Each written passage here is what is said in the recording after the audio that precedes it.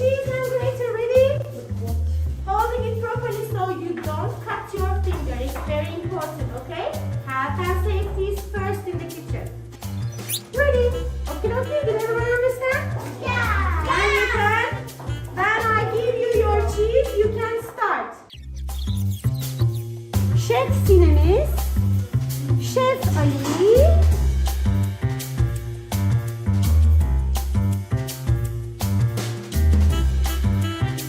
Hungry.